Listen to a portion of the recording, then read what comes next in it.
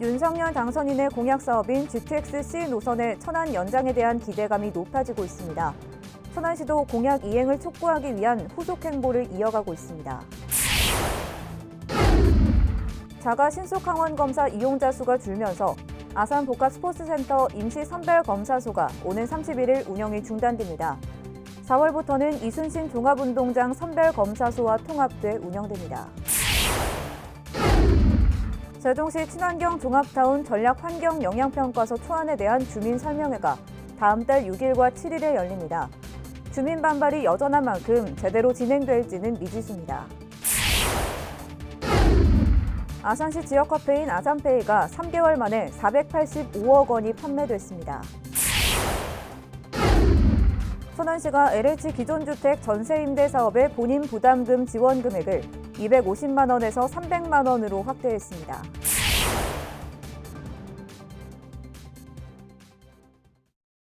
시청자 여러분 안녕하십니까? BTV 뉴스 특보입니다. 윤석열 당선인의 공약 사업이죠. GTX-C 노선의 천안 연장에 대한 기대감이 높아지고 있습니다. 박상돈 천안시장도 경부선 철도와 시설 등을 이용하면 어려운 공사가 아니라며 공약 이행을 촉구하기 위한 후속 행보를 보이고 있습니다. 천안역 일대 부동산 시장도 관심을 받고 있습니다. 송용환 기자의 보도입니다. 수도권 광역 급행철도인 GTX-C 노선의 천안 연장은 윤석열 당선인의 공약 사업입니다. 양주시 덕정역과 수원역을 잇는 기존 노선을 경부선을 이용해 수원역에서 천안역까지 연장하겠다는 겁니다. 오는 2027년 완공을 목표로 하고 있는데 이 노선이 개통되면 천안역에서 서울 도심까지 30분대에 진입할 수 있게 됩니다. 박상돈 천안시장은 기자 간담회에서 경부선을 활용한 노선 연장은 어려울 게 없다며 공약 이행은 걱정할 문제가 아니라고 강조했습니다. 또 자신의 개인 유튜브 채널을 통해 대응 계획도 내놨습니다. 우리 시는 이런 GTX-C 노선을 반드시 천안에 유치하기 위해서 적극적인 대응 계획을 가지고 GTX-C 천안역 연장 타당성과 기술 검토 영역 시행 이런 것들을 통해서 정부에 건의하고 지난 대선 이후 노선 연장에 대한 기대감은 더 커지고 있습니다. 천안역 일대 부동산 시장도 덩달아 관심을 받고 있습니다. 실제로 지역 공인중개사 사무소에는 천안역 일대 신축 아파트 단지에 매수 문의가 부쩍 늘어난 것으로 전해졌습니다. 그러나 아직까지는 매물의 호가 차이가 커 실거래량은 많지 않은 것으로 나타났습니다. 사시려고 하는 분들은 좀 너무 싸게 얘기하시고 사시려고 하시는 분들은 조금 가격 높게 얘기하셔서 거래가 잘 안 이루어져요. 몇 달째. 사실 여기 천안은 거의 갭 투자자들이 많은데 갭 투자하기에는 지금 거의 갭이 한 2, 3억 차이 나거든요. 전세가랑 매매가. 그러니까 어렵죠. 새로 진입하기가. 발표가 나야 아마 될 겁니다. 문의는 많이 와요. 천안시는 최근 대통령직 인수위원회 김한길 국민통합위원장에게 GTX-C 노선 연장을 요청하고 다음 달 중엔 관련 용역도 발주할 계획입니다. BTV 뉴스 송용환입니다. 자가 신속항원 검사 시행에 따라 한시적으로 운영되고 있는 아산 복합스포츠센터 임시 선별검사소가 이달까지만 운영됩니다. 전문가 신속항원 검사 시행으로 이용자가 절반으로 줄면서 효율적인 운영을 위해 이순신 종합운동장 선별검사소와 통합해 운영됩니다. 보도에 김장석 기자입니다. 자가 신속항원 검사 시행에 따라 지난달부터 한시적으로 운영되고 있는 아산 복합스포츠센터 코로나19 임시선별검사소. 하루 평균 이용자가 1,100명에 달할 정도로 분주했지만 최근 병의원에서 실시하는 전문가 신속항원검사가 도입되면서 최근 일주일 이용자 수는 하루 평균 420여 명으로 절반 이상 뚝 떨어졌습니다. 이처럼 자가 신속항원검사 이용자가 줄면서 복합스포츠센터 임시선별검사소는 이달 말까지만 운영됩니다. 4월 1일부터는 효율적인 선별검사소 운영을 위해 이순신 종합운동장 선별검사소와 통합돼 운영됩니다. 자가 신속항원검사는 대상을 구분하지 않고 누구나 받을 수 있으며 양성일 경우 바로 PCR 검사도 받을 수 있습니다. 운영 시간은 오전 9시부터 오후 6시까지로 점심시간인 낮 12시부터 오후 1시까지는 제외됩니다. 아산시는 오미크론 유행으로 확진자가 꾸준히 증가하고 있는 만큼 마스크 착용과 손 씻기 등 개인 방역 수칙 준수와 검사소 방문 시 거리 두기에 동참해달라고 당부했습니다. 한편 28일 0시 기준 아산 지역 코로나19 누적 확진자는 모두 7만 3천 명을 돌파했습니다. BTV 뉴스 김작섭입니다. 아산시 지역화폐인 아산페이가 3개월 만에 485억 원이 판매됐습니다. 이는 지난해 같은 기간 대비 33% 증가한 수치로 해당 기간 내 환전율 또한 102%에 달하면서 지역 경제의 선순환 역할에 도움을 주고 있습니다. 한편 아산시는 올해 1월 아산페이 772억 원을 발행해 10% 할인 판매를 진행하고 있으며 올해 3천억 원 발행을 목표로 사업을 추진하고 있습니다. 천안시가 LH 기존주택 전세 임대 사업의 본인 부담금 지원 금액을 250만 원에서 300만 원으로 확대했습니다. 기존주택 전세 임대는 입주 대상자가 최대 6천만 원 범위에서 전세주택을 결정하면 LH가 주택 소유자와 전세 계약을 체결하고 저렴하게 재임대하는 제도입니다. 본인 부담금은 전세보증금의 2에서 5% 수준인데 시는 기초생활수급자 등 저소득층에게 이 금액을 무이자로 빌려주고 있습니다. 충남교육청이 2023학년도 고등학교 입학 전형 기본계획을 확정해 공고했습니다. 먼저 교육감 전형의 경우엔 우선 배정 대상에 공동생활가정 아동을 포함시켰고 재혼가정 자녀 등 동일 학년에 재학 중인 2명 이상의 자녀도 쌍생아 동일 배정 기준이 적용됩니다. 또 중학교 졸업 학력 검정고 시 합격자 추가 전형 시에는 학군별 모집 정원의 1% 이내에서 정원 외로 선발할 수 있도록 했습니다. 이 밖에 교육감 전형 아산학군에는 이순신고가 개교함에 따라 학교 선택의 폭이 넓어질 전망입니다.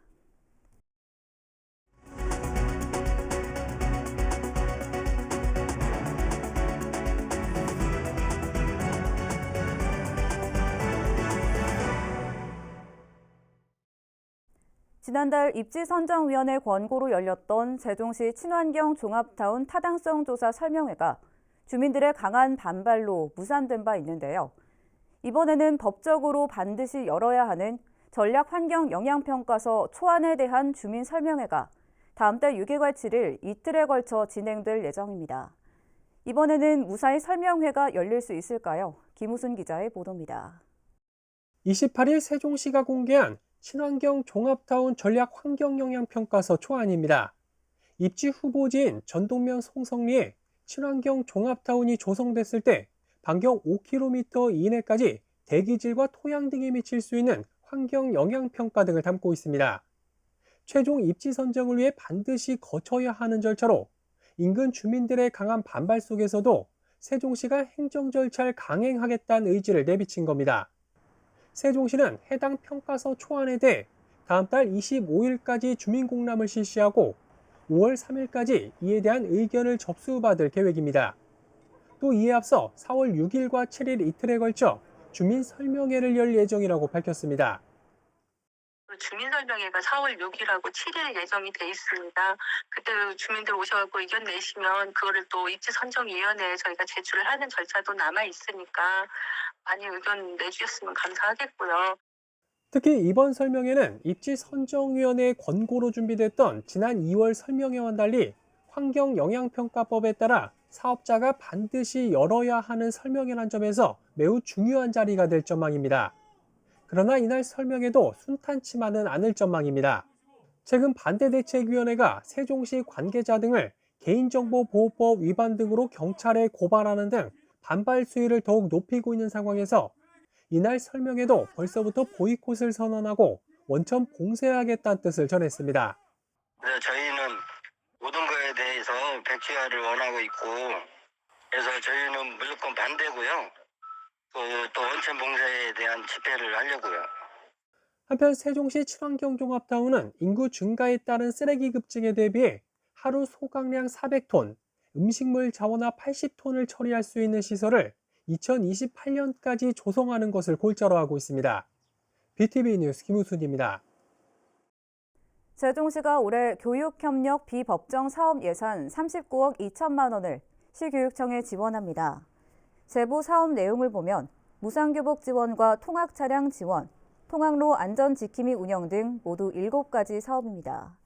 이 중 무상교복 지원은 지난 2019년부터 4년 연속 지원하고 있는 사업으로 중고등학교 신입생 등을 대상으로 1인당 30만 원을 지원하며 지원 기준 초과분은 시교육청이 부담하는 방식입니다. 세종시 관계자는 앞으로도 교육 환경 개선을 위해 교육청과 협력 사업을 지속적으로 발굴해 나갈 계획이라고 밝혔습니다. 세종시가 농업인의 소득 보전을 위해 공익직불제 신청을 받습니다. 온라인 신청은 다음 달 1일까지며 방문 신청은 가까운 읍면 사무소에서 5월 말까지 가능합니다. 신청 대상 농지는 지난 2017년부터 2019년까지 3년 동안 한 차례 이상 정상적으로 직불금을 수령한 농지이며 농업 경영체 정보를 등록한 농업인이어야 합니다. 요건을 충족할 경우 0.5헥타르 이하 소규모 농가는 연간 120만 원을, 그 외 농가는 면적 구간별 지원 단가에 따라 지원받게 됩니다. 세종시가 다음 달 5일 식목일을 앞두고 내나무 갖기 온라인 행사를 진행합니다. 참여를 원하는 시민은 오는 31일부터 다음 달 3일까지 시청 누리집에서 설문 항목을 기재한 후 응모하면 되며 선착순 500명까지 무상 묘목 쿠폰을 문자 메시지로 지급할 계획입니다. 지급받은 쿠폰은 세종시 산림조합 나무시장에서 다음 달 5일에서 10일 사이 눈주목이나 천리향 묘목 등으로 만원 범위 안에서 교환이 가능합니다. 한편 세종시는 해마다 식목을 기념해 나무 심기 행사를 열어왔지만 지난해에 이어 올해도 코로나19가 계속되면서 온라인 행사로 대체하기로 했습니다. 세종시 문화재단이 다음 달 11일부터 닷새 동안 세종예술의 전당에 대한 올해 하반기 정기대관 신청을 받습니다. 대관 시설은 1,071석 규모의 공연장이며 대관 기간은 기획 공연이나 시설물 점검 기간을 제외한 7월부터 12월까지입니다. 대관 신청 승인은 선착순이 아닌 대관 규정 절차에 따라 심의위원회 심의 과정을 거쳐 결정됩니다. 한편 세종예술의 전당은 30일 정식 개관합니다. 그동안 수도권이나 주요 관광지에서만 탈 수 있었던 2층 버스를 다음 달부터는 세종시에서도 이용할 수 있을 전망입니다. 특히 세종시에서 운행될 2층 버스는 조금 더 특별하다는데요. 어떤 모습이고 앞으로 어떻게 운행될 예정인지 김우순 기자가 취재했습니다. 세종시청학 광장에 4m 높이의 2층 버스가 주차되어 있습니다. 앞으로 세종시 주요 관광지를 누빌 세종시티 투어 버스입니다. 버스 외부는 어린이집 원아들이 그린 그림을 활용해 아동 친화 도시에 맞게 제작됐습니다. 1층은 관광 안내가 가능한 인포메이션 존을 비롯해 호수공원 등 관광 명소를 가상현실로 경험할 수 있는 VR 체험존이 자리했습니다. 또 2층은 관광지와 도심 관람을 보다 생동감 있게 즐길 수 있도록 지붕을 열고 닫을 수 있게 설계됐으며 좌석은 모두 36석으로 구성되어 있습니다. 앞으로 이 버스는 주 4일 동안은 이동형 관광 안내소 기능을, 이틀 동안은 도심 관광 기능을 수행하게 됩니다. 다음 달 21일까지는 금강 보행교와 호수공원 등에서 학생 등을 대상으로 시범 운영 기간을 거친 뒤 이용 요금 등을 책정하고 22일부터 정식 개통돼 세종시 주요 관광지를 누빌 예정입니다. BTV 뉴스 김우순입니다.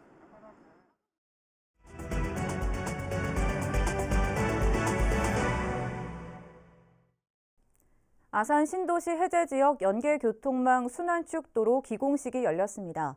아산 탕정 택지개발지구와 탕정 2도시개발사업지구를 연결하는 핵심 도로로 신도시 내 주요 개발사업 활성화를 견인할 것으로 기대됩니다. 보도에 김장석 기자입니다.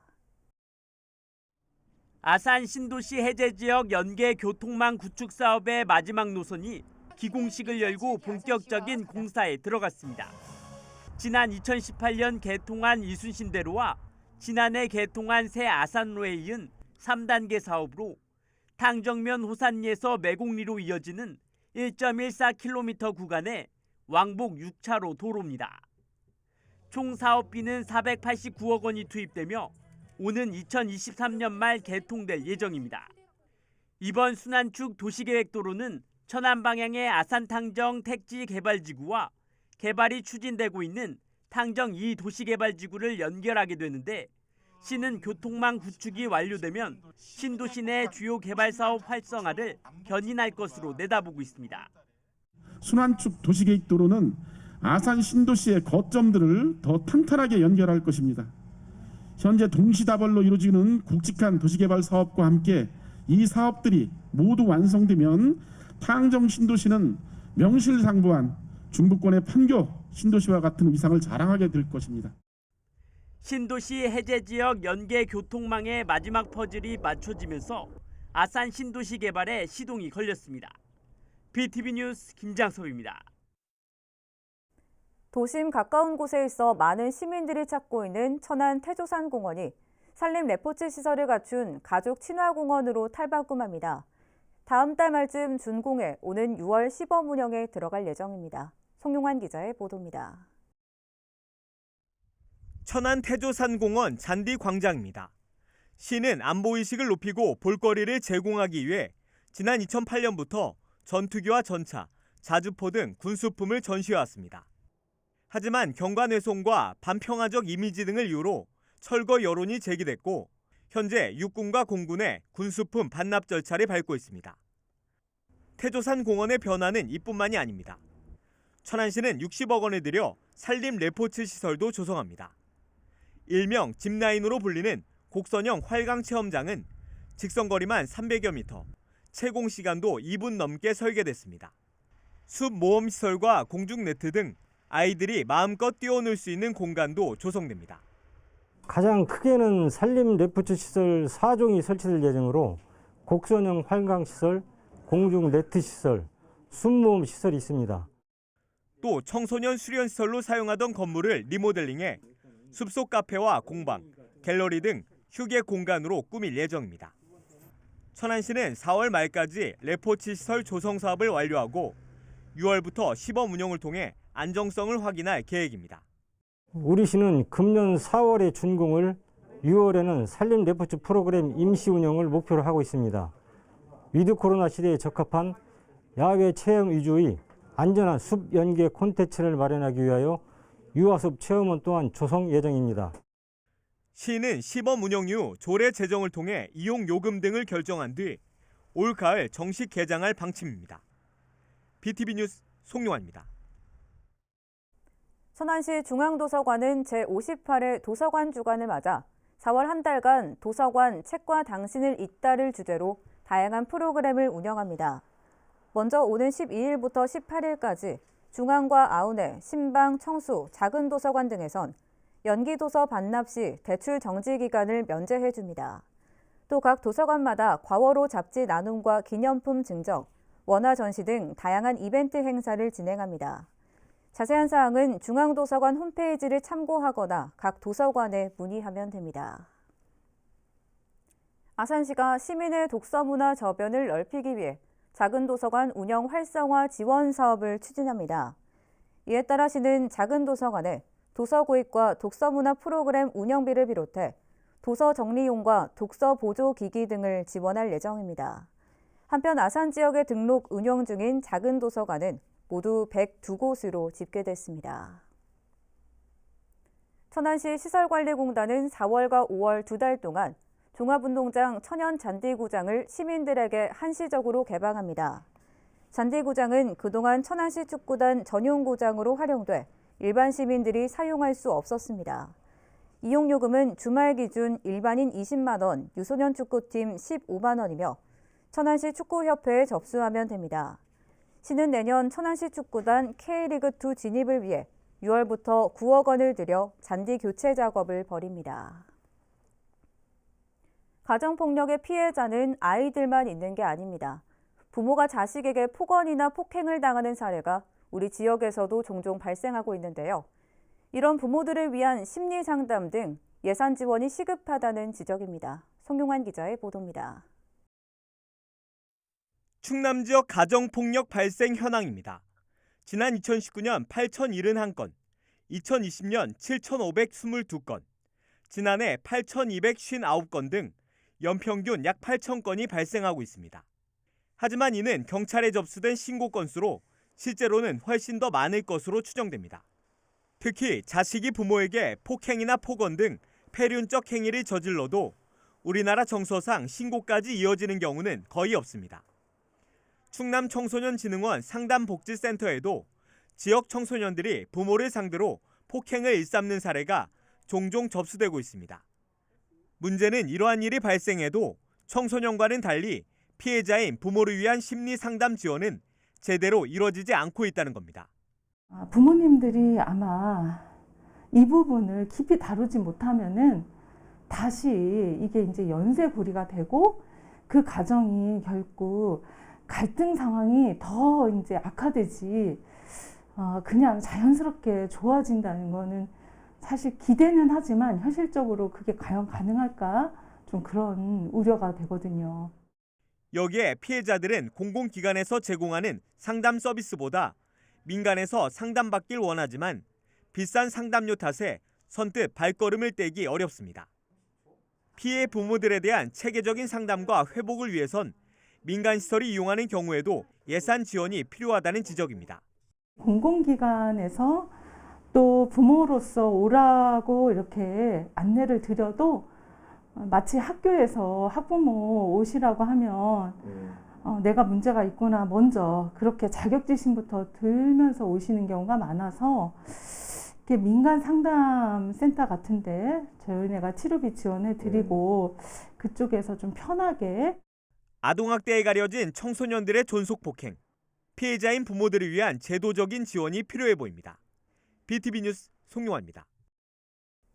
이상으로 BTV 뉴스 특보를 마칩니다. 시청해주신 여러분 고맙습니다.